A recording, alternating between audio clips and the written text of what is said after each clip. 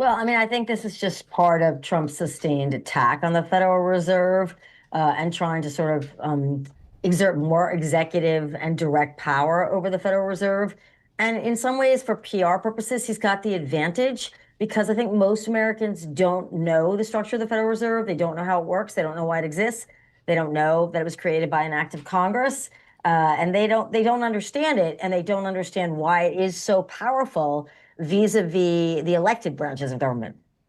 And talk to us about the motivation here, because to your point, a resignation would create another opening for Trump to fill the Fed board as president, because basically piling on that pressure for the central bank to lower rates.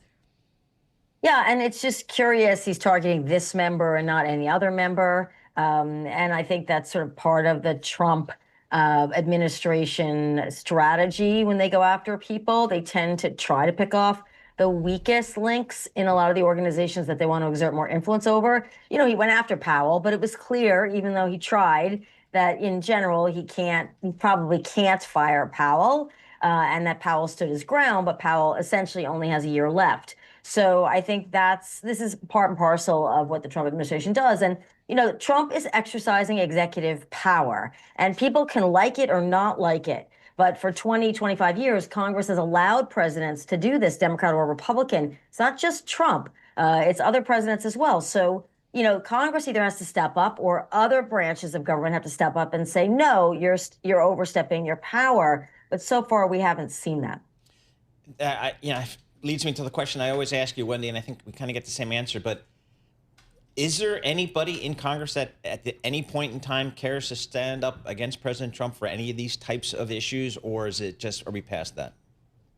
Well, I mean, I think if you're a member of Congress and you're an incumbent and you're planning on running for reelection, if you're a Republican, you're all in on Trump. That's just he's taken over the Republican Party. And most presidents do try. Obama was a little bit of an exception. He didn't do as much in terms of taking over the messaging of the entire Democratic Party, which is more diverse in general and harder to sort of become more uniform. But Trump has done that. So you are tagged with Trump, whether you like it or you're not, as a Republican congressman going to 26. So they're not going to revolt. But the Democrats have to figure out something other than we're not Trump, because it didn't work for them in 2024. And we're going to see in Virginia and in New Jersey coming up relatively soon, you know, what those messages do and how well they play. And if it looks good after November for the Democrats in those states, and I expect the national Democrats will pick up on some of that messaging. So what's the next big thing that you're obviously keeping a close eye on here when it's related to these types of issues and how this plays out on a timetable basis?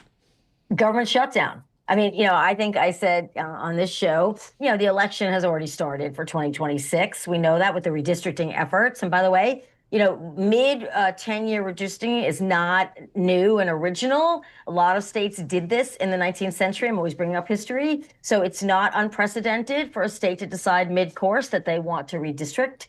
So we'll see what the courts do with that, especially the Supreme Court. But really, I'm looking at the budget shutdown, about the government, right? We got to go through this all over again. Do we appropriate? What do the Democrats want? What do the Republicans want? You know, what does Trump want? And then the government still has to get its budget done by September 30th, October 1st, the fiscal year. And we'll have to see if they can do it and keep the government running. And if there's a shutdown fight, then that's when the Democrats have an opportunity, as Clinton did against Gingrich, to make their points about the way the Trump administration is operating. So we'll have to see which side blinks on the shutdown question.